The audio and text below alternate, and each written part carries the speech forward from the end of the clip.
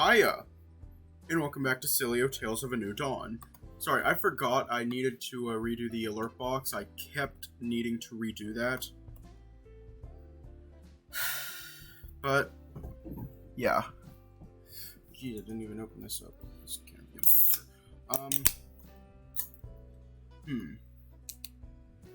I can't think of anything to say before we get started, so let's just get started. Oh, hiya!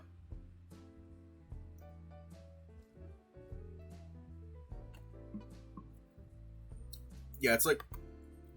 Yeah, the software's like yelling at me right now, and I don't appreciate it. Having navigated around the forest path, we were quickly plunged into the same dense forest we had ascended through yesterday. Axel and Russell maintained their lead ahead of us, no doubt distracted by their discussion, instead giving Ty and me plenty of privacy. Which was just as well because I had several rather difficult topics on my mind, and there would be plentiful time to broach them. Yeah, pretty much. You're not wrong. Hey, Ty? Yes, my dear? What is it? I paused to carefully consider my words. The last thing I wanted was to give Ty the wrong idea or make a damn fool of myself. I wanted to talk to you about how quickly things are moving between us. I see. It is not the first time today that you have mentioned it either. I do hope I have not taken things too far. No! My outburst caught Ty by surprise. Ugh, this is exactly what I was trying to avoid. I calmed myself before continuing. Well, maybe? I don't know. Don't get me wrong, but me? I'm 100% happy. 120% even. I love how exciting this all is. I'm crazy about you. And I've been having the best time, but I'm just worried about you is all. And I guess it's hard because I don't really know why you put the brakes on before. I don't really know what's appropriate and what's not. So I've mostly been letting you call the shots. But then, well, things like this morning happened. And it was amazing.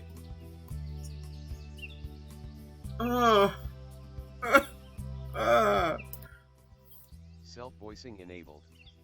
Aiden, and it was amazing. You were amazing. Your tongue is seriously amazing.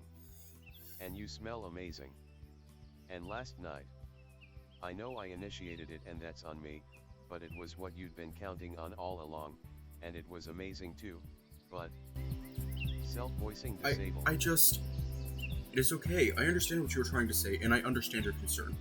Before, I guess I had some uncertainty. Things moved quickly between us, which in and of itself was absolutely fine.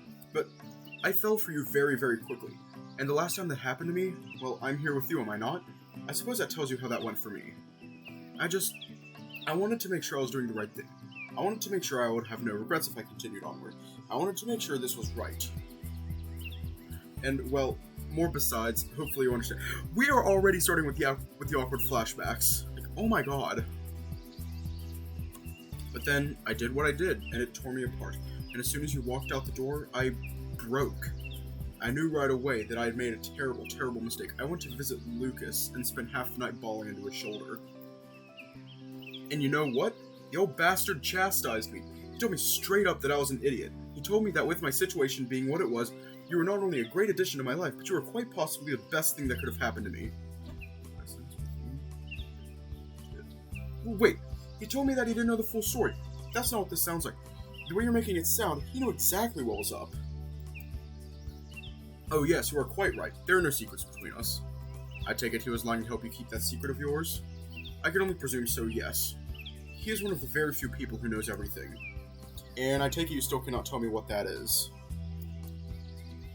I am sorry, I wish that I could, but, you know, I never even told Lucas.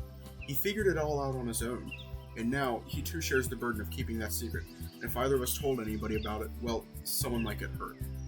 I understand, and I trust that you're telling me the truth, that you're only keeping the secret for the right reasons.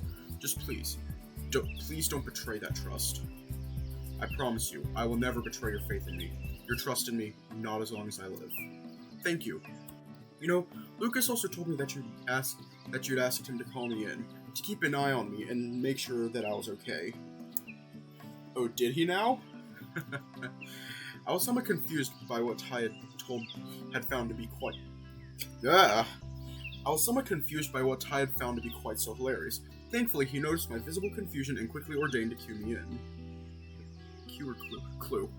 You see, I would have asked, but before I had a chance, he told me that he was going to call you in. Work was busy, and he could have used your help. But even then, he did not mind if nothing got done. His main concern was to keep an eye on you himself. He did that on his own? Indeed, and once he had told me, I asked him to make sure you were doing okay, and you know what he did? I will, but for my own reasons, not yours. And of course, in classic Lucas fashion, he pretended the whole thing was my idea in an attempt to avoid showing weakness. I'm really starting to like his sensitive side. That morning he sat me down, and he said some really sweet things. It cheered me up quite a lot. It was the first time I'd really seen him behave like that. Usually he's so tough and gung-ho. Quite. He developed a thick skin as a child, so you can no doubt understand. He presents himself as tough and scary, and sometimes he even can be, but underneath, he is a kind and good-hearted man. You'll just have to slowly earn his trust, and his guard will come down all on its own.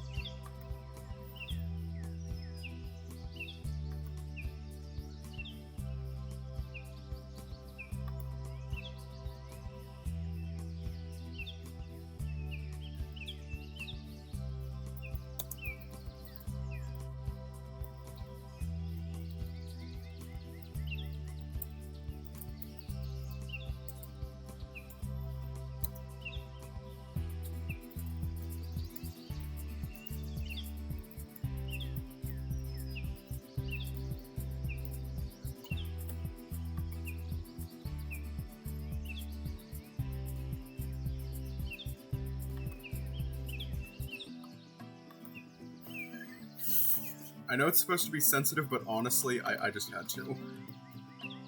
He's definitely tough and scary around Eric. Indeed he is.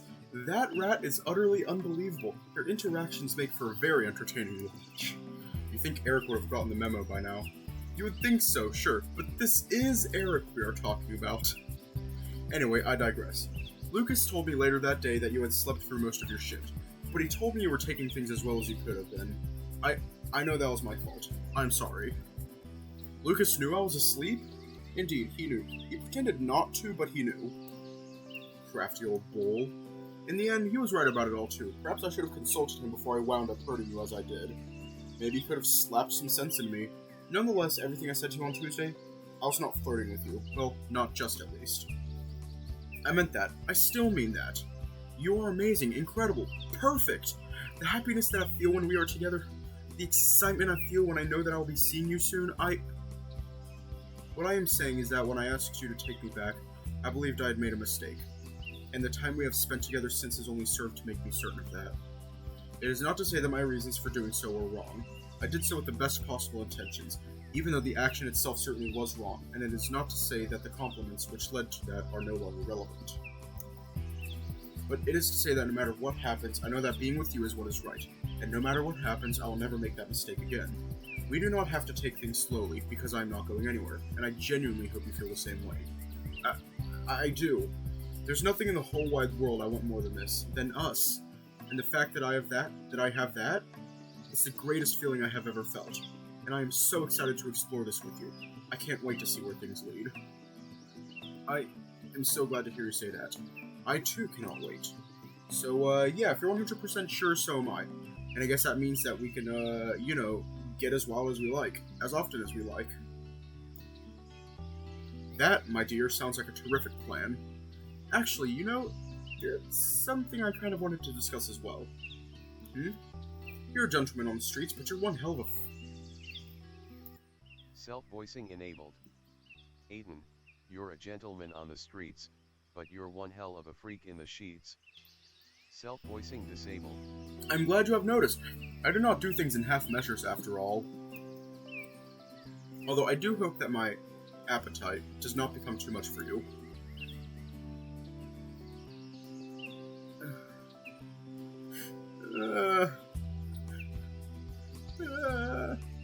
After the punishment I gave you last night, I am the one that should be worried. I took things way too far. I deliberately hurt you. My dear, I would like to remind you that I had no complaints. It is like I said after the fact. I have quite simply never experienced better. And, well, no pain, no gain, right? I'm glad. But if I ever do take things too far, please tell me, and I will do the same. Although, I have to be honest, I kinda doubt it'll come to that. Really now, that almost sounds like a challenge. Maybe it is. Perhaps it's time to take those kitty gloves off. Show me what you're really made of. Eh, house cat? Challenge accepted. Ty held out his hand, offering to shake on our agreement. I did exactly that, shaking his hand firmly before he spoke once more. Giving me a free pass is a terrible thing to have done, Aiden. You had best watch your back. I may strike at any time, in any place, without warning. Even right here, right now? You may relax. I do not wish to confirm what I am sure Russell already suspects.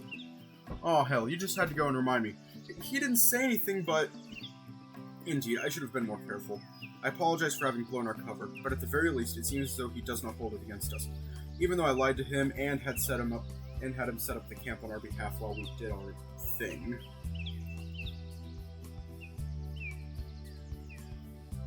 It's okay, you don't have to apologize. It was fun. Even if being found out is kind of embarrassing, at least he doesn't know the specifics, right? Very true. It has only been twice thus far, and it would already seem as though our union comes bearing quite a substantial content warning.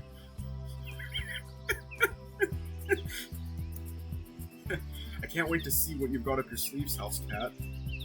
I'm quite looking forward to hearing...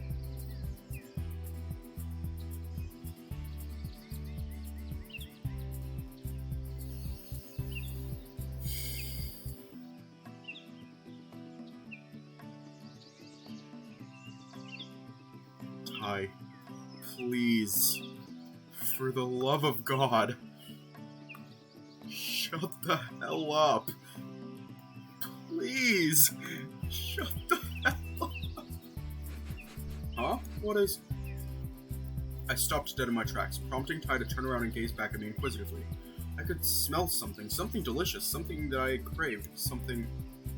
Ah, and so the shoe finds itself on the other foot. What? I'm the source of that particular scent, my dear. See, the topic at hand has, well, I'm sure you recall, I did recall, the day before, I had become somewhat aroused, generating a scent which Ty picked up on whenever the wind was traveling in just the right direction. And today, in that very moment, there was a gentle, weaselly tailwind, blowing Ty's scent just far enough ahead that I could catch it. Our discussion had aroused him, and this time I could smell him. He smelled ridiculously enticing. It took all of my self-control not to drop to my knees.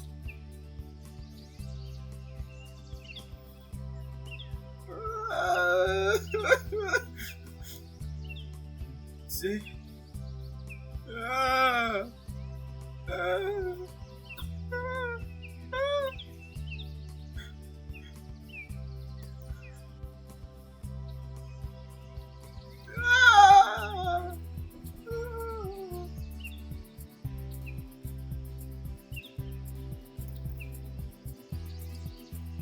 Indeed, we are of one mind, then.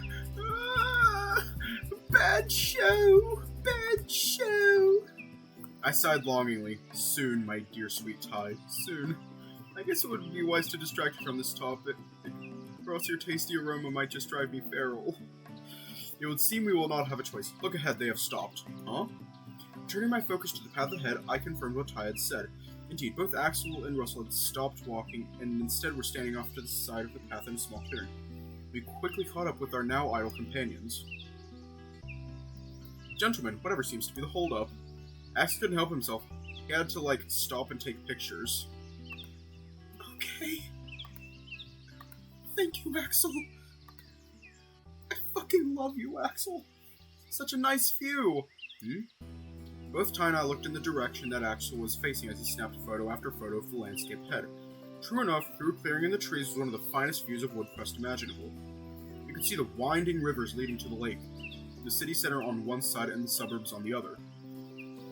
We could see the cloud-capped mountains on the opposite side of the city, standing proud and tall in their unrivaled majesty.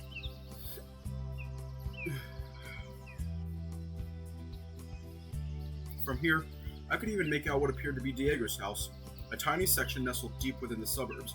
I could see why Axel chose to stop. The view from here was almost as incredible as the view we had from the Alcroft. My goodness, truly a spectacular sight.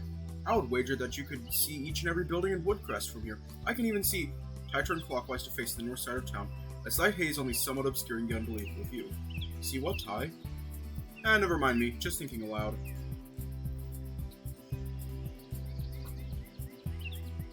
Thank you, Axel. Easy, Ax. You'll run out of, space on your phone with this rate, my dude. But what if they're all no good? You've taken, 20, little dude. At least one of them has got to be good. Yeah, I guess you're right. Come on, Ax. Let's, mosey. The two of them set off once more, rapidly regaining their lead as Ty continued gazing into the distance, his focus very much on some distant object in the northern part of town. Ty? Oh, dear me, I am sorry, shall we? Of course. The two of us resumed walking as Ty pondered to himself in silence. I couldn't help but wonder what was on his mind. Everything okay? You seem distracted. Oh yes, everything is well. I've been thinking about Russell, actually. I have to admit, I am rather taken with him, in a professional sense, I mean. He has an interesting manner of speech, but he is clearly quite intelligent and articulate despite that. Well, you have an interesting manner of speech, too. You're right, I do. I did not always speak this way, nor have such an aversion to contractions, even if the odd one does still slip through. Russell's manner of speaking is very different to mine.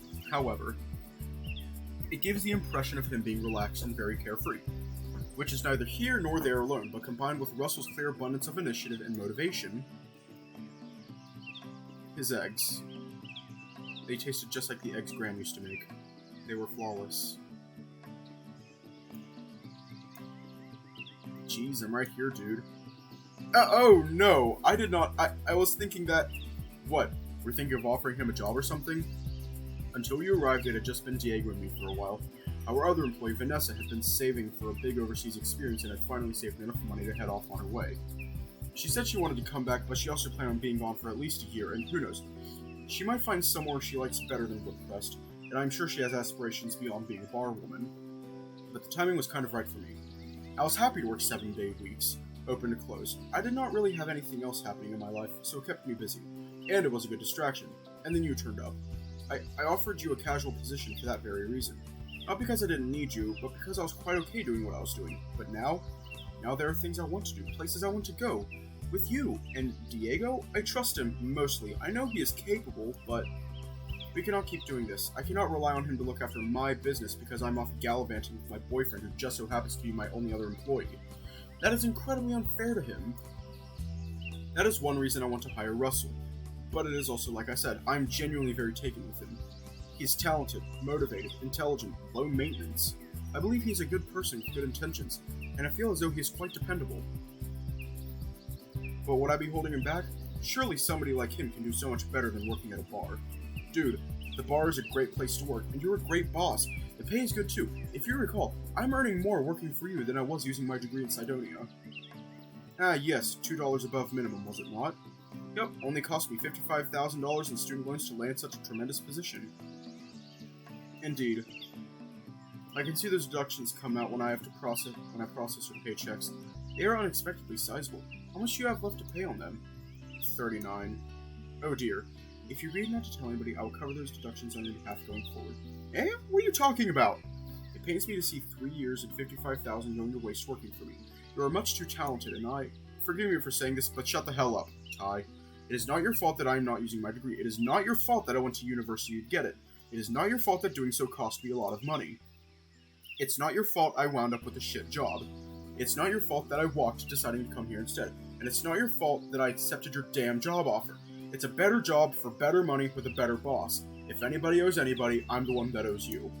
Besides, look at what the opportunity led to. buff tiger boyfriend. I couldn't be happier. Well, I'm glad you have no regrets, but I'd like to do this for you regardless. Consider it a performance bonus. Perhaps you earned it last night, eh? Ah! That just makes me a cheap prostitute. Oh, dear no, I did not mean... Relax, I'm joking. I take it that trying to convince you not to make those payments would be entirely futile? Very much so, yes. And that would not be your fault, my dear. I'm already at war with Diego, who refuses to accept rent money from me. I don't want to be fighting you too, so I accept. On one condition. A condition? What is it? Offer Russell a damn job, you complete worrywart. If he doesn't want to work for you, he can turn it down. And he can always leave when or if that time comes. So stop stressing about wasting talent, be it mine or his. Very well, I accept your terms. And thank you. What are you thanking me for? For talking some sense in me just now, but also for everything. For coming on this trip with me, for giving me another chance, for working with me, for trusting me, and for giving me your faith, even though I have no right to it. And thank you. Oh? For offering me a job when I got here, for paying me well, for being a great boss, for agreeing to date me, for committing to me despite your doubts and your worries, for being so sweet and so kind and so damn sexy. Oh goodness, take it easy, my dear, or I might just blush. That only motivates me to keep going. Later, perhaps. Lest you end up in the river like dear Axel over here. We have reached the point in our journey where Axel lost his footing and provided Ty with a flawed excuse he used to secure us both some alone time. We caught up with the others who had been waiting for us at the damaged path. You're not gonna, fall in this time, right, Axe? No. You don't sound that sure. I know. Okay. Here's an idea for how we can get Axel across without him falling. Russell and Ty lift up Axel all Spider-Man style and just throw him over the river. I know you have the upper arm strength. Just be like, this bitch empty. Yeet. It might be easier without the weight of the pack affecting your balance. Here, give it to me. Axel obeyed Ty's instruction, handing Ty his pack. Ty's muscles flexed as he held it up with a single arm. Follow me at your leisure, gents. So strong. I'm serious. Just lift Axel up and throw him over the river. Yeah, he might break his entire fucking body, but at least he'll be across the river. Dude, if this guy, lost in the semifinals, I'm gonna get my ass beat tomorrow. Don't say that. You're gonna do great. I'm gonna come watch and make sure you do great. I missed your confidence and positivity, Axe. Ty, having successfully reached the other side unscathed, waved towards the three of us still standing on the other side. Russell went next, crossing carefully and achieving similar success. Oh boy. Axel then began crossing the gap, moving considerably quicker without his pack, but watching his footing with great care.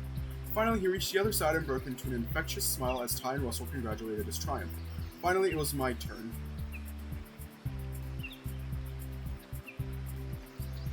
I gently shimmied along the narrow walkway, focusing intently on keeping my balance. I figured it would be typical for me to fall in, especially given I was the last to cross, but thankfully, Lady Luck was on my side that day. Reaching the other side, the four of us continued our walk as a group with Ty and I no longer safely out of earshot. Having reached the flat part of the walk, we knew we were over halfway back home. Ty then struck up conversation among the group. Oh, Aiden, did you have any plans for once we arrived back in Woodcrest? I'm going to have a much-needed shower, and tonight I'm going to sleep in a comfy bed instead of a sleeping bag, although I will be a little sad to be sleeping alone again. Indeed, as will I. Anyway, Lucas and I had planned to meet up tonight. We had put up posters up around town looking for a bassist, and tonight was the night. You are quite welcome to come along if you wish, Aiden. I would never turn down a chance to spend time with you. Just let me take that shower first, otherwise Lucas might suffocate. And you'll also be down a drummer. Indeed, an interesting factoid. Did you know that cattle possess an even greater sense of smell than any of the four of us? Wow. I mean, that, goes without saying for me, dude. You know, unless I'm underwater. Maybe we should show up all stinky then? Perhaps he's into that. Quite on the contrary, while the three of us may find such sense fascinating, I'm afraid our dear Lucas would not agree. Despite how big and scary Lucas can be, his species, like many others, were not always omnivorous as they are now. Cattle were once strict herbivores. Their nose is poorly suited to hunting or tracking. Instead, they find odors, particularly those belonging to historically carnivorous species like the four of us, particularly unpleasant. I think I remember learning that in school. Oh, I guess I'll say. I guess that's why he can smell Eric's bullshit, pun intended, from a mile away. Bullshit, he's a bull! Oh dear, that was a little... Protect him at all costs. Protect him at all costs.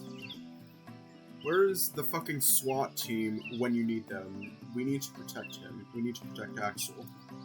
Sorry. Anyway, to offer a serious response to such a banal pun, I believe it would not be mistaken in saying that Eric's sense of smell would be one better again. Huh? So definitely wear deodorant in case Eric catches a whiff in one's piece. Got it. Technically, rats are omnivorous, but their distaste for odors belonging to carnivores is something they have in common with herbivorous species. Then again, this is Eric we are talking about. Don't give me good news like that only to suddenly instill doubt. That's the second time you've said that about him now. Well, I would not be saying if I did not have a point. This Eric guy sounds interesting. What's his, deal or whatever? He's horny. 100% horny, 24/7, 365. And he's extra horny for Lucas. Something Lucas doesn't seem to appreciate much. That's basically Eric in a nutshell. Huh, so let me get this straight, my dude. You work with Dom and this Eric dude under Lucas.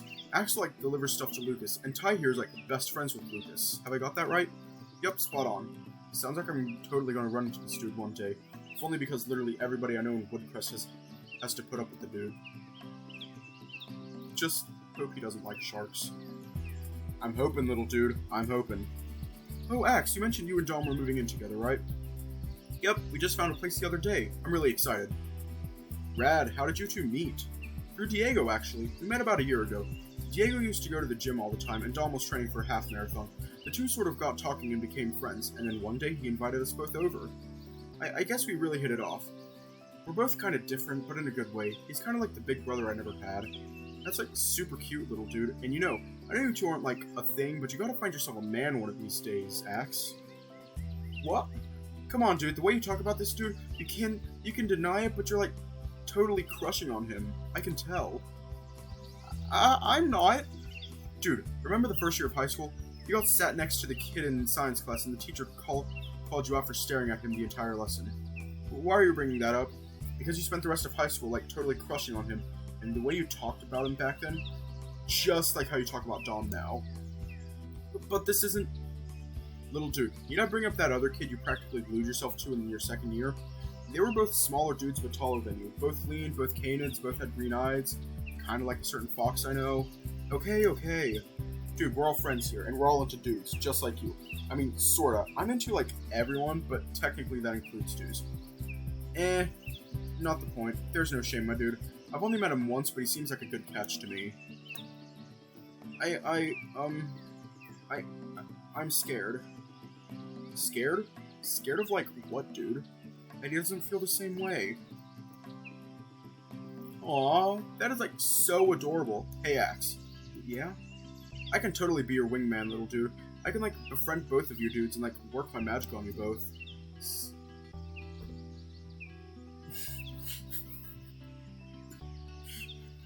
Yeah? Set you guys up in all these romantic situations, trying to nudge you both in the right direction, fight off any competition. Nobody messes with a shark. Oh! Man, it's gonna be so much fun, watching my little Axe get together with the man of his dreams. It's some fairy tale shit, dude. Come on, what do you say? It's a great idea, right? What do you guys think I should do? Us? Well, what do you think, Aiden? You know both Axel and Dom better than I do. Honestly, I reckon you should give Russell a shot. He's clearly got your best interests at heart, Axel, and you trust him, right? Yeah, I trust him. Then put your faith in him. I reckon he'll pull through. Yeah, thanks. I concur with my wonderful companion here. If anybody knows where your faith will be best rewarded, it is Aiden. Thanks, Ty. Hey, Russ? Yeah, little dude? Be my wingman. Hell yeah, little dude. You just watch. You two are gonna be, smooching in no time. Smooching? Yeah, and more besides, I totally guarantee it. Eh? Russell continued to lay it on thick, no doubt deliberately embarrassing Axel as much as humanly possible as Ty deliberately fell behind. I matched his pace and he spoke up. Your confidence in their chances of success is quite refreshing, my dear. That might be because I know Dom feels the same way as Axel does. Oh dear, it sounds as though Russell may have an easier time than he is anticipating. At least his confidence will be rewarded, I suppose. I picked up on what you said, about knowing where best to put my faith. Indeed, you have given me your faith, regardless of whether I deserve it. I will go to the ends of the earth to ensure that your faith in me will be handsomely rewarded. I know you will. My faith in you tells me so. And besides, you're far too handsome and perfect to give up on so easily. And you, my dear, are far too handsome and perfect to lose. And you smell far too good, and you are so terrific. And you are so terrific in bed. This damn.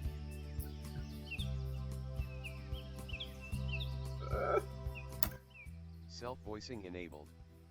Aiden, those damn barbs on your tongue. They drive me nuts.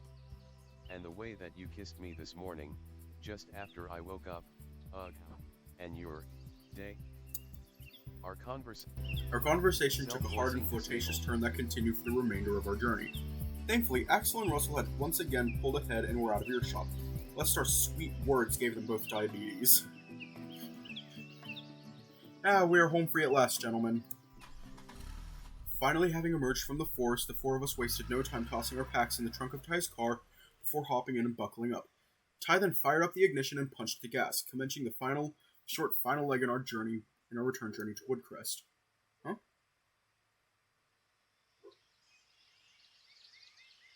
Welcome back to civilization, gentlemen.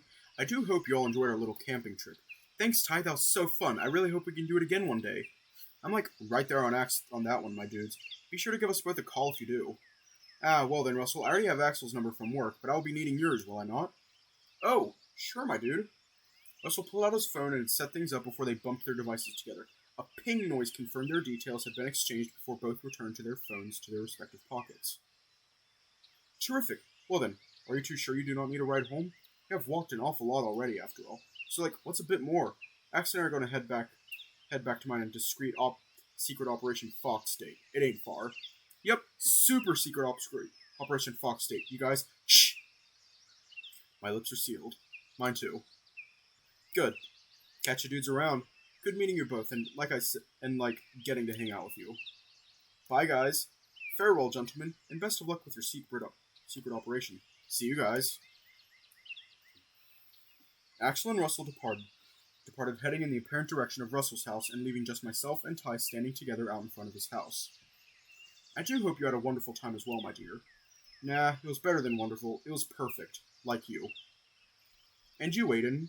I too enjoyed myself a great deal. Thank you for your most enjoyable company. I never knew camping could be quite so fun, although we did find some unorthodox ways to enjoy ourselves. Indeed we did. A truly unforgettable experience. Oh hey, you never asked Russell if he wanted a job. Indeed, and why do you think I seized that opportunity to obtain his number? I intend to call him tonight or first thing tomorrow when we can speak privately.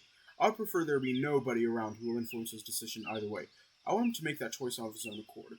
Should he accept, it will be wonderful having extra hands at the bar, and such capable ones to boot. Good plan, and you're damn right it will be. We both ought to freshen ourselves up. I have some unpacking I need to do as well, but after that, I will see you later, same venue as last time. You bet, I'll be there. Fantastic. I can still give you a ride home if you wish. Thanks, but no thanks. Diego's is close, and you've got all the unpacking to do. It would be no trouble. It's fine. Besides, it's a perfect day for walking with such nice weather. Nice indeed, but not nicer than you, my dear. Ty threw his arms open wide, inviting me in for one final hug and kiss. I greedily threw myself forward and hugged him tightly as our lips pressed together, and this time, unlike our kiss earlier that morning, there were no surprises, although I wouldn't have minded if there were. Once our kiss had come to a close, we continued to hug for a short while longer. Admittedly, I had something of an ulterior motive as I quietly and gently inhaled his wonderful scent from his neck. And, as it would turn out, he was doing the exact same thing. Both realized this and began to laugh. Great minds think alike, would you not agree? Great minds indeed. I will see you later on, Aiden. See you then, Ty. I can't wait. Neither can I. With a heartfelt smile, Ty turned towards his front door, one heavy pack held by each arm flexed much like the day prior. I would never get tired of that view, and I had faith that I never would have to. My journey back to Diego's led me down that familiar waterfront path, passing the very spot in the river we'd swam in the day prior. Austin thought about everything that had happened since. I got something of a fright when my phone began to buzz. Retrieving it from my pocket, I saw Dom was calling. I could have only assumed he wanted to know if Russell had kept his hands to himself. I answered the call. Hey, Dom. Hey, Aiden, how's camping? It was really fun, actually. I had a great time. Don't tell me that. I already wished I could have come. Anyway, I'm on break at Lucas's right now, and I thought I would give you a call. To answer the obvious question, no, Russell didn't steal your man and doesn't plan to. Don't worry. Oh, well, that's good. I'm glad. But, that actually wasn't why I was calling. Oh? It's about Spencer. Don't get too excited, though. I haven't found anything much. But, oh, what have you got then? So basically, the combat tournament, turns out 3 years ago wasn't the first time it was held. It was only rebooted then. And we already knew Spencer was already involved by that time, and subsequently, records are scarce. But the weird thing is, they're just as scarce dating back before that too. As far as I can tell, the last time they held a combat tournament before the reboot was more than 20 years ago. I don't know why it stopped and then came back. Like I said, records are scarce. But I did manage to turn up a name. Solomon Moreau. Solomon Moreau? Doesn't ring any bells. Yeah, nor here. And just my luck too, because just like our mystery Corvid, he's something of a ghost too. Are you sure this database of yours is any good? I know, I'd be thinking the same thing if I didn't already know better. So what do you think this Solomon dude is then? I'm not sure. I've got nothing to go on right now. An accomplice, maybe? But an accomplice to what? And why the ties to the combat tournament? It makes no sense. Sorry man, this is all I have for now. I wish I had something more, but it's alright. Solomon Moreau is still a lead. I'll ask Diego, see if he knows anything. Right, and I'll keep digging. See if I can turn anything up on Solomon or Spencer. Good luck, and thanks for the help so far. Don't mention it, and I hope my next phone call will contain some sort of breakthrough. Let's hope. Until next time. Later, Dom. Solomon Moreau. It was an interesting and surprisingly unique name. I'd certainly never known anybody with one like it. Returning my phone to my pocket, I resumed my homeward walk, desperate for my hot shower and a fresh change of clothes. Woo! Don't know what we're gonna see. I'd finally made it home. As much fun as I'd had, I found my arrival in the silent stillness of Diego's home felt like something of a relief, and I couldn't wait another second to get out of these clothes. I practically tore the dirty clothing from my body, caring little about where it might end up. At long last, I was free. I stood there for a moment while butt naked in Diego's living room. Good thing he was working, or he'd be able to get his revenge for when I walked in on him. Took a few deep breaths, mustering up the will to do anything but collapse on the hard wooden floor before I finally commenced a lazy stagger in the direction of Diego's bathroom. Ugh. Hot water running through my fur felt positively sensational. It only served to emphasize just how exhausted I was after everything that had transpired. And yet that tiredness was easily beaten by my desire to see Ty again that evening. I couldn't wait to admire his handsome face, gaze into his gorgeous eyes, admire his flawless physique, catch his virile scent. I'm not going to read that second part of that sentence. I spent so long under the cascading heat, alone and indulging in my deepest, darkest thoughts, I hoped the result wouldn't wind up clogging the drain. Eventually, however, the shower ran cold. It was time to go. Freshly dressed in clean clothing, there was little I'd wanted to do at Diego's house all alone that I hadn't already done. Thus, I decided I would venture into town and get some lunch, hopefully passing the time quickly before I was due to meet up again with Ty.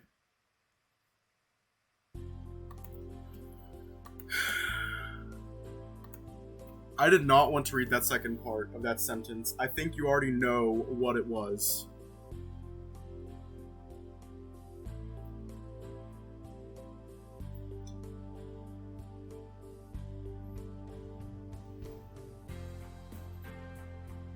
All I'm going to say is,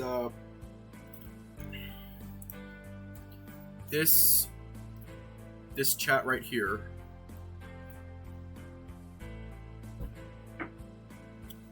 it's very similar to that.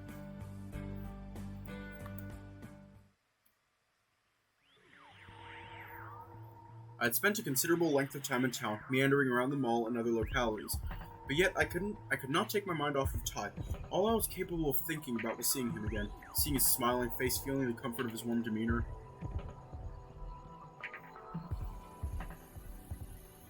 Being enveloped in his unique and incredible scent, I spared a moment to process a small amount of resentment towards Ty for having woken me to the wonderful world of scents and smells I had previously mostly ignored. As much as I was enjoying it, oftentimes ignorance is bliss when it came to these sorts of things. I'd only hoped I would regain control of my impulsive nature with such an attractive new element in my life.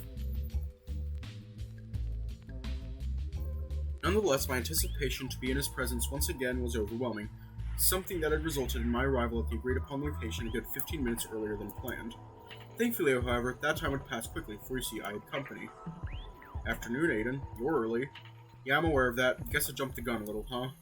A little. You're not alone there, though. True. What brings you here early, then? My kit sounded a little flat and out of tune the last time we played. I wanted to take the time to get everything sounding tight again before the auditions.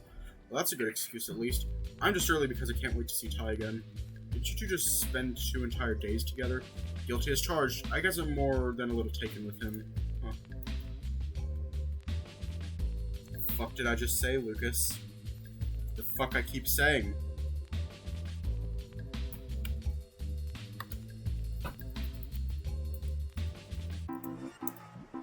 The fuck do I keep saying, Lucas?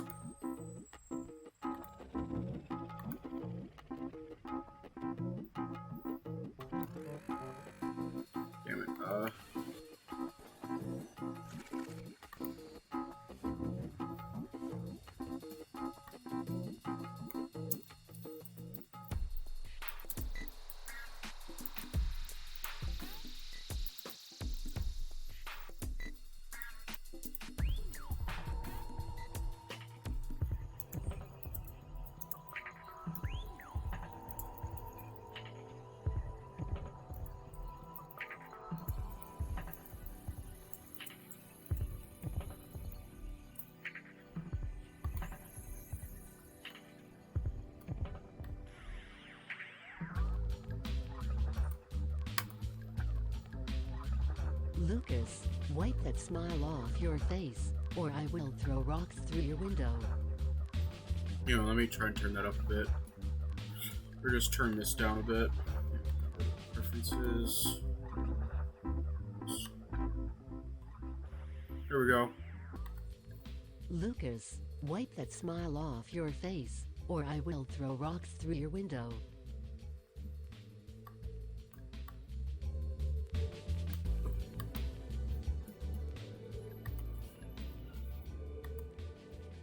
I'm glad what happened didn't ruin things between you two. Did you enjoy the camping trip? I did, actually. Axel and his old friend Russell came along with us, so we had good company as well. We went up to this spot from where you could see Sidonia in the distance and spent the night up there. I know that place.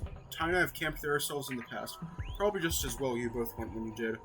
It becomes a little inhospitable later in the year due to cold winds. It was a great choice on his part.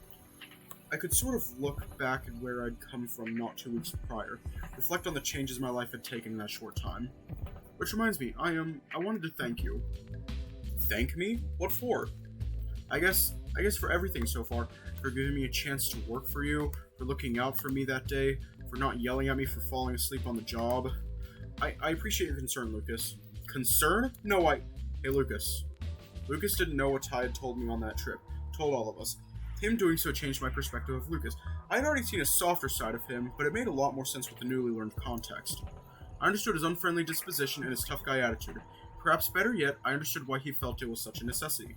But I knew that underneath it all, Lucas was more kind and thoughtful than you might expect. Lucas and I made eye contact, his typical expression of irritation juxtaposed against his soft gaze. His green eyes betraying his gentle kindness. I cleared my throat and chose my next words with great care.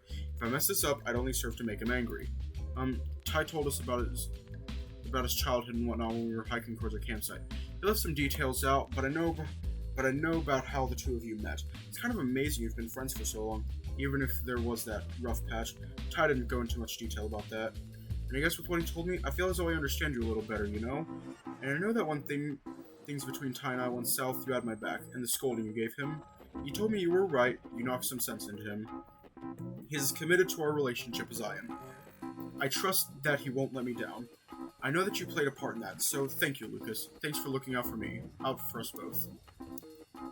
There was a lengthy silence between us as Lucas redirected his gaze toward the wooden floorboards of the venue. With everything that he'd been through, I fully expected that letting his guard down around me, regardless of what I knew, would not be an easy task. After all, Lucas's hard exterior was a protective barrier from the outside world, from those who would try to hurt him or take advantage of him. It was a sign of long-lasting trauma. Although the consequences weren't necessarily negative, there were disadvantages to being so protective. That being said, it made sense why Lucas was single. It's incredibly hard to form bonds with people, develop friends and relationships, and maintain a social life when you're constantly hiding your true self behind a wall.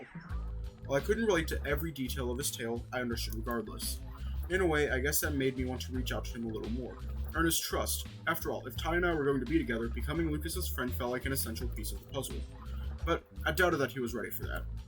We hadn't known one another for long, after all, and thus, while his response showed a degree of progress and promise, it otherwise fell in line with my expectations. I am who I am. Don't presume that you know me on some deeper level because you know about my childhood. Things weren't so simple. I chuckled to myself, delivering a wry smile accompanied by exaggerated nodding that screamed, I don't know what I expected. I re-established eye contact and spoke to Lucas once more. Sure thing, tough guy. Whatever you say. Hey, what the... I broke into hysterics, seeing the look of total indignation on Lucas's face. You're on thin ice, Aiden. What, gonna kick my ass into low orbit? Maybe I could even find...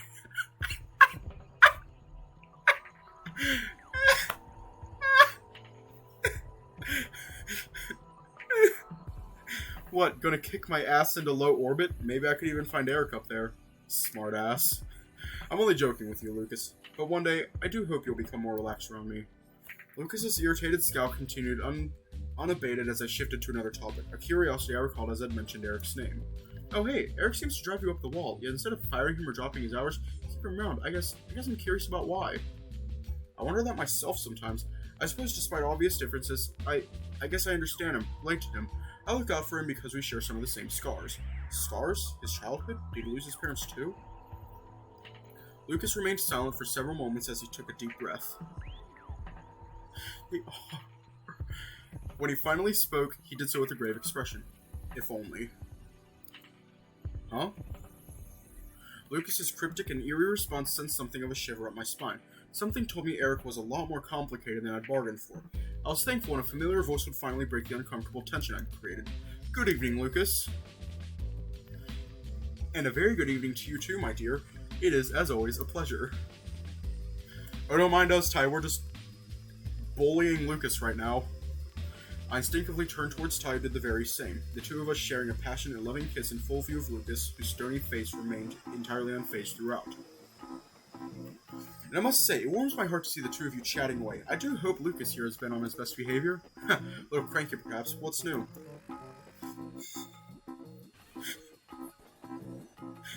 Lucas scowled at me, an expression which I immediately took notice of before erupting into uproarious laughter. My goodness, Aiden, it would seem you have run afoul of his typical merry demeanor. Just a bit. Well then, it sounds as though Lucas could use a change of topic. Shall we get straight down to business? Sure thing. Great, so the reason we are here tonight is that we need to find... The cranky bull spoke up, finishing Ty's sentence on his behalf. A bass player. Indeed, of course there's the option of reaching out to a certain former member of our band. You know better than I do that isn't an option. I tolerated him at best. But you and him? We're full-on feuding for years towards the end. Glenn is the kind of person to hold on to a grudge for a long, long time, and he's not the kind of person who will ever change one iota. Indeed, you are completely right. I had something of a similar sentiment myself, but I gave him the benefit of the doubt and tracked down some of his most recent solo material. If anything, it would seem he has only further diverged since he hasn't been required to compromise. Thus, there is zero possibility that he would be content making the sort of music you and I so dearly wish to create.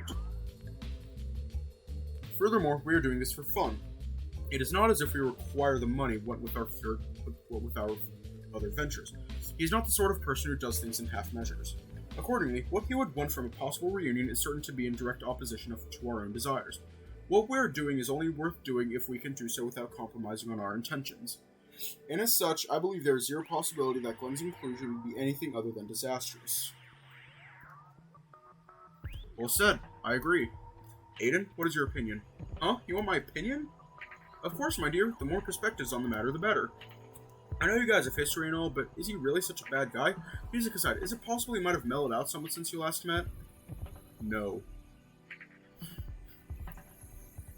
I am afraid I must concur with Lucas. Glenn is nothing if not consistent. as evidenced by the band photography in the liner of his most recent release. Still doing that, huh? I'm not surprised. Doing what? Well, I don't suppose you have noticed Lucas's rather impressive size. Geez, how could I not? You're not much worse off yourself either. Precisely. Now, Lucas gave you a copy of The Black Estate, did he not? Did you appear at the album liner, perchance? I racked my brain trying to think back. I recalled a rather tasteful grayscale picture of the three, standing atop some rocky outcrop somewhere, wearing their best wistful expressions. Alas, beyond the younger pictures of a relatively unchanged Lucas and a somewhat leaner Ty with longer and shaggier hair... Oh no, he totally is. I'd spent a great deal of time analyzing the details. I did. You had a weird overgrown mohawk thing going on, right? Indeed, the very night we disbanded, I took to it with a pair of scissors. But I digress, for my questionable choice in hairstyle is not the purpose of this discussion. You've gotten stronger since then. Lucas, on the other hand, hasn't changed one bit, but beyond that, I can't think of what else I should have noticed. Exactly. Eh? What if I told you that the photo had seen some alterations? I mean, it was black and white, but I get the feeling that isn't what you mean. Indeed, you see, behind everybody's back, he gifted himself a few extra inches. I only found out when I got my early pressing. Eh?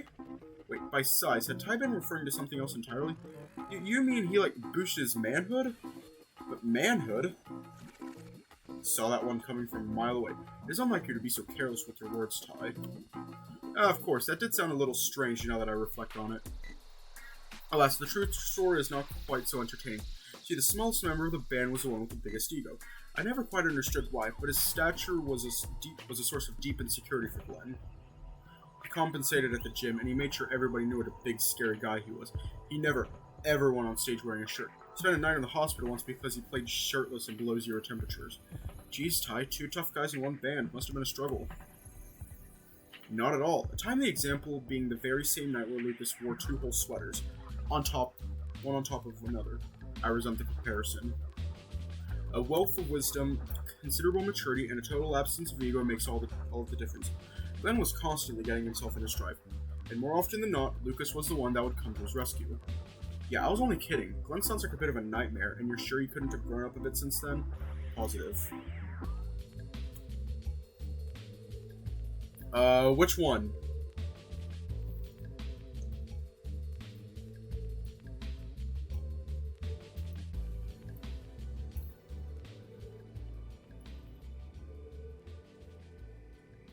Even if he had, I find the process of finding out what would be a can of worms in and of itself, but I am sure some of the fans would be disappointed. What do you think we should do, Aiden?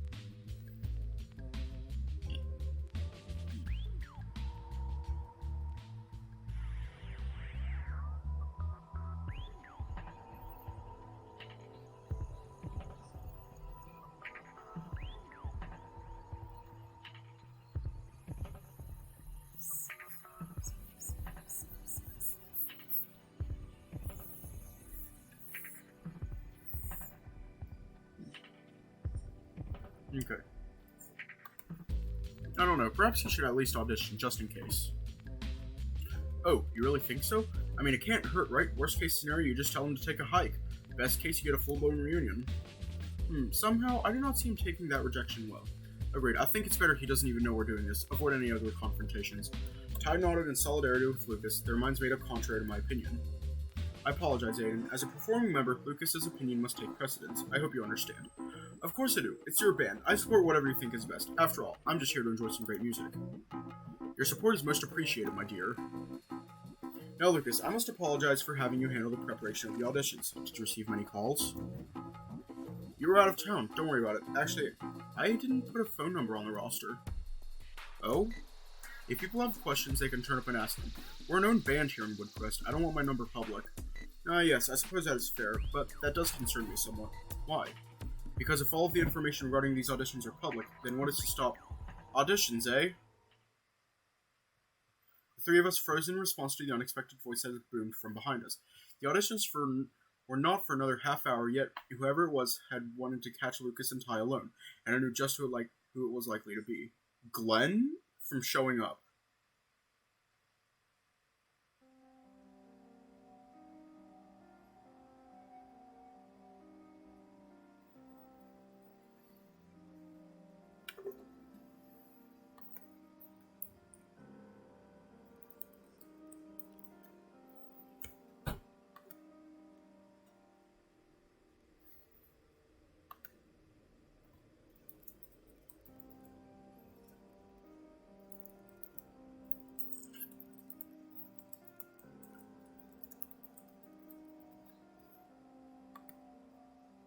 Villain has me questioning my morals.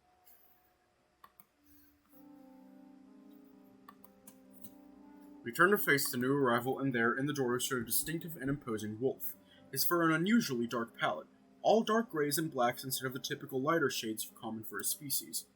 His ears were covered in a multitude of piercings, a good match for the heavy-looking amulet he wore around his neck. His outfit choice was decidedly punk, a detail which served to confirm his identity beyond any doubt. Although there was something amiss, I was shorter than he was. What the hell? Had my entire life been one big sham? Was my average and perfectly adequate height not so average and perfectly adequate at all? Glancing downward, my eyes were drawn to his shoes, a pair of hefty boots with a thick, almost platform sole which gave him a good 2-inch boost. In bare feet, I surmised that our heights would have been a close match. Not that this made the situation okay. Exactly! Fucking exactly! For the first time in my life, I felt a degree of inadequacy towards my own stature. I wondered to myself how Axel must feel, the top of his head barely reaching my chin. Glenn. The silence in the room was finally broken as Lucas coldly addressed our unwelcome visitor. Ty, on the other hand, extended a friendly welcome, his warmth no doubt feigned but nonetheless delivered with admirable gusto. What a pleasant surprise, my old friend. How long has it been? Dispense with the bullshit, Ty. I think you know why I'm here. This ain't a social call. I suppose it's good news for you, though. You won't be needing auditions. You know the Black Claws are nothing without their frontman, without their star. You of all people remember how things ended. Yup, I do. Here I was trying to maintain a respectable punk rock institution while my guitarist couldn't think of anybody but himself. Starts conspiring with the label to take control of the band and fill our records with some radio-friendly bullshit. That is a load of crap and you know it. Is it? We never agreed to that damn cover track. We never agreed to you singing on half the damn tracks on the last one, singing bullshit promos and catering to the unwashed masses. You fucks took complete control. I was a frontman, I was a songwriter, but you wormed your way in with the fucking label. Y'all had something in common. The only language you spoke was money. And with the label at your back, you pushed me into the background. The Black Claws sold out, and it's you two and the fucking greedy label to blame. Glenn bared his teeth. There was clearly no love lost despite all the years that had passed. And much like Lucas had predicted, Glenn had not changed one iota, at least from how he'd been described to me. Until now, however, Glenn had seemed something of a bonehead and stubborn individual. True as it may have well been, however, I couldn't help but understand his side of the story as well. They change, Glenn. People change. We are all young and fired up once, pissed off at the world, society, and everything else. We felt as though we had been dealt a raw hand. But life is more complicated than that. Life can be unfair. People can be unfair. But it is easy to fall into the trap of being so angry that you blind yourself to the person that is really responsible for those things you are so furious about. If you remember my story, you know I have been there, at rock bottom. I only sought happiness and I thought I had found a way to achieve it. Instead, it came so very close to costing me my life. It was a trap that took me down a dark and horrible path. And the whole time I was angry at everything. I exclusively blamed my internal focuses for what I was going through. But in hindsight, I was the victim of my own poor choices, of my own lack of common sense, of my own stubborn nature and ignorance. I regret those decisions that I made, the people I hurt, the damage I did to myself. It was, with no doubt, a terrible, terrible mistake, but I do not regret the harsh lessons that I learned from it. I do not regret the personal growth it spurred on within me. Get to fucking point, what are you trying to say? Hardship is a fantastic teacher, and it can make you stronger, wiser, more in tune with the world and yourself.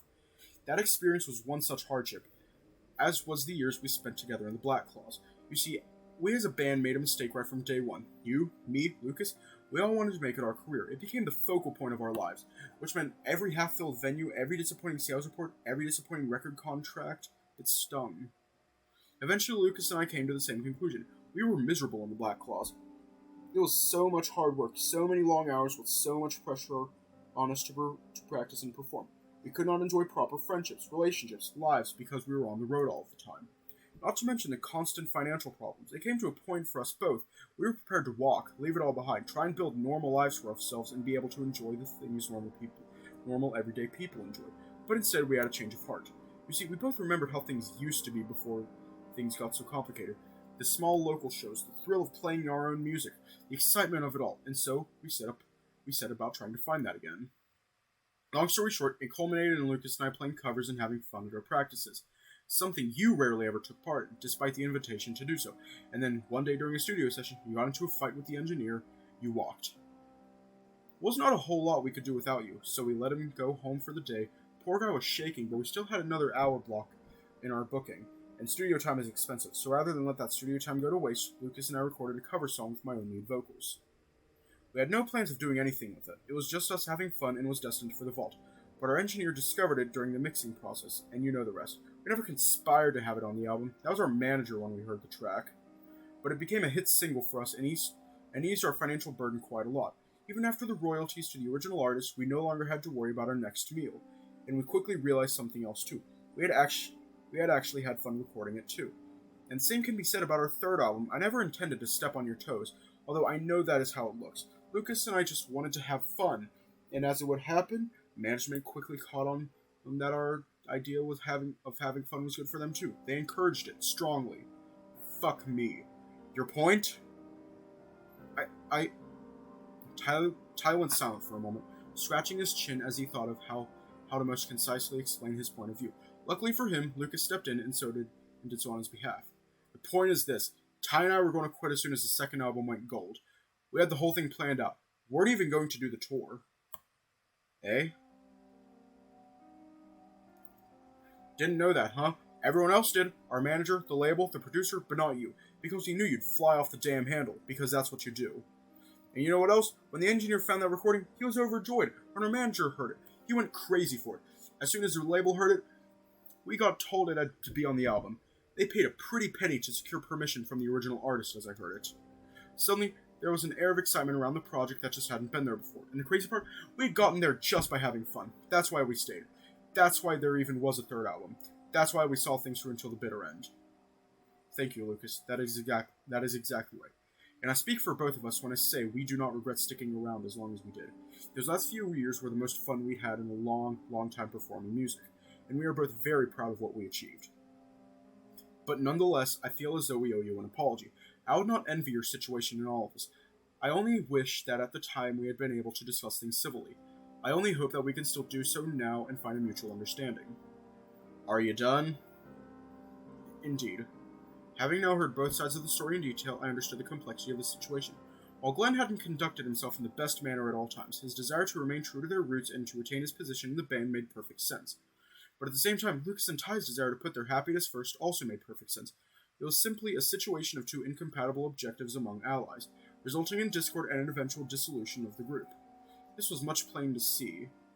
This much was plain to see. Ty had done a terrific job in explaining himself, and Lucas had summed it up effectively. It was obvious by Ty's expression that he felt some guilt towards the situation. He may not have regretted his actions, but he regretted how they affected Glenn. On our side of the fence, there was empathy and understanding. There was regret, and a genuine apology, even though Ty and Lucas hadn't necessarily done anything wrong. At least anything realistically within their accord.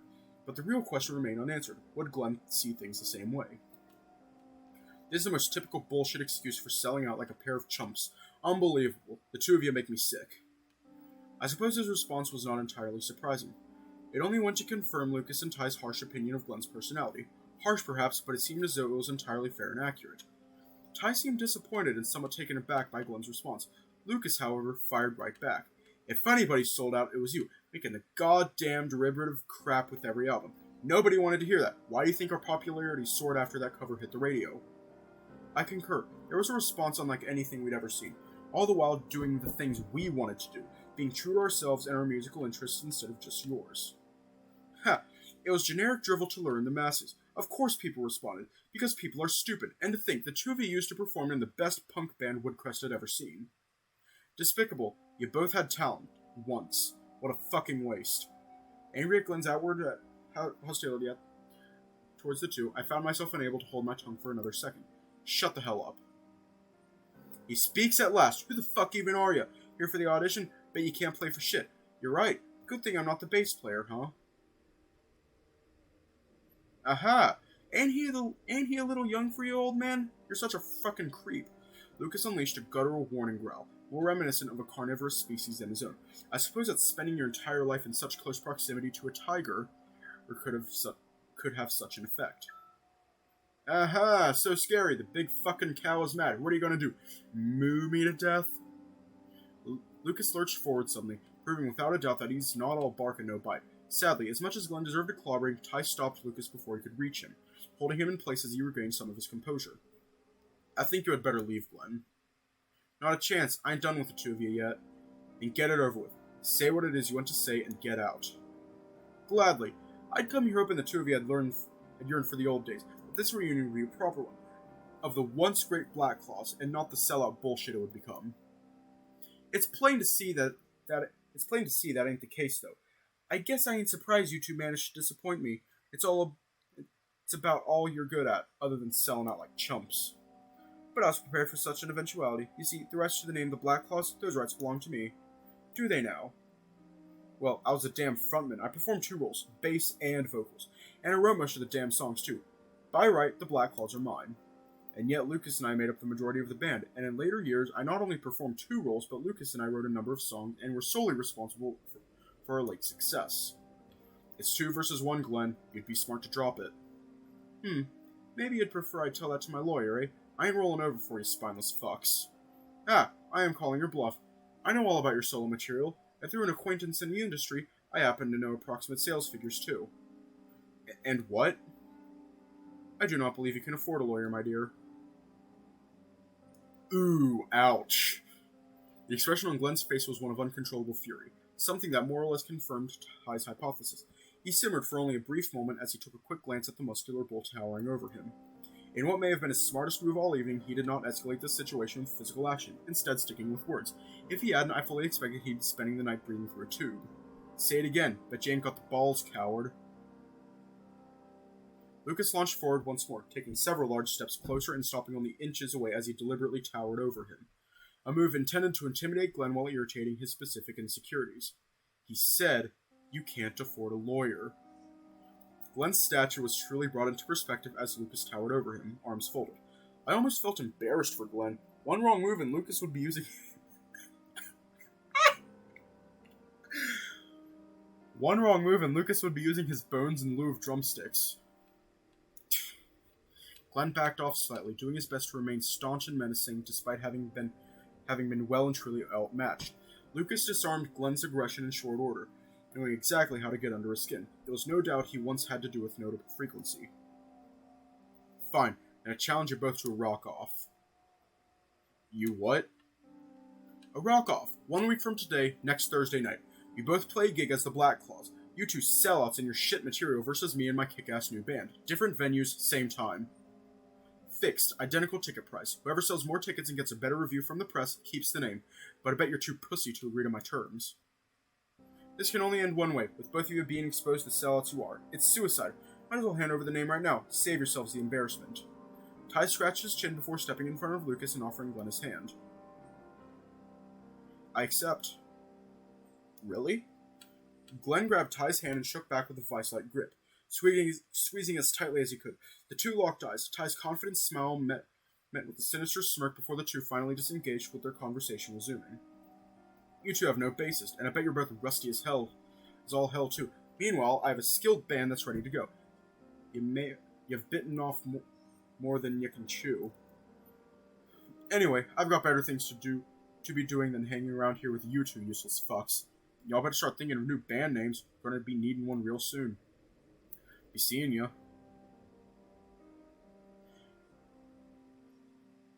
And with that, turned away and threw open the double doors to the venue, departing the venue with a confident and somewhat ridiculous strut. Turning towards Ty, it was clear from his expression that he was having some doubts. I apologize profusely, Lucas. I did not. Ty sighed deeply, his hands clasped around the bridge of his nose as he shook his head. Disappointed in his lack of self-control, Lucas shared a similar expression of uncertainty, but nonetheless approached Ty, putting his hand on Ty's shoulder like I had done to him only 10 minutes prior. Why are you apologizing? This is good, isn't it? This way we get to finally put him in his place and settle the rights to the band name once and for all. Well, what? What, you seriously think we're going to lose to Glenn? Come on, you were always the talent in the band. This is going to be a massacre. Fuck we keep saying, Lucas. The fuck we keep saying?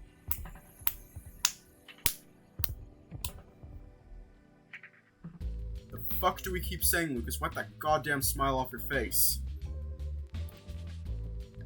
You flatter me so, but we are going to be so busy. Do you have time? Ty, the tournament starts tomorrow. Workload is going to ease up considerably on my end. I've got time. Oh. Great. Thank you. I sincerely hope Glenn is not our only visitor this evening. Lucas grabbed his phone, an older model with a cracked screen inside of a heavy-duty case, and checked the time before turning back towards the two of us. Ain't due to start for a little while yet, Ty. Relax.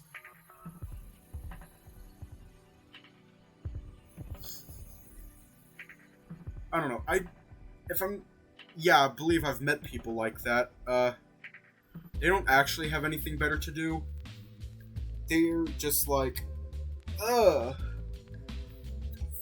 fuck you, and fuck this whole place. Ah. Yeah, Ty, I've heard you guys play. You're amazing. Glenn doesn't stand a chance. Thank you both for the vote of confidence. Now we wait. I suppose, hopefully soon, some inspiring bassists will arrive to fill our ranks. I guarantee they will. Between Lucas and I, our confidence seemed to quell Ty's concerns. It was an interesting moment, not least due to the cheerful smile on Lucas's face. In an attempt to support his best friend, he'd accidentally let the mask slip, and I had every intention to capitalize on that. You're cute when you smile, Lucas. But what? It's nice. You should do it more often.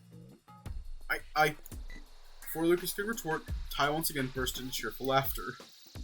Oh dear, Lucas, it would seem that Aiden has your number.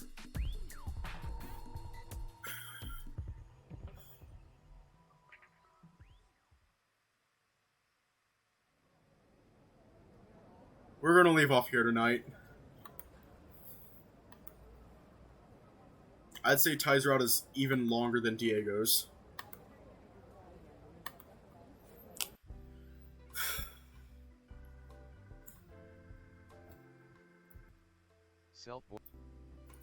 Self-voicing disabled.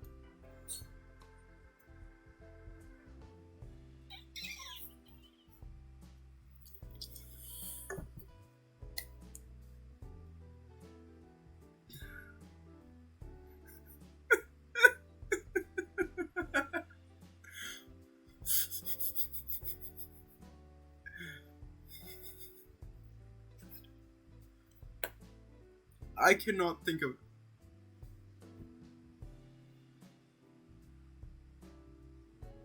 He shouldn't. He shouldn't be smiling. Anyways, I can't think of anything, so stay safe, have a good night, and I'll see y'all tomorrow.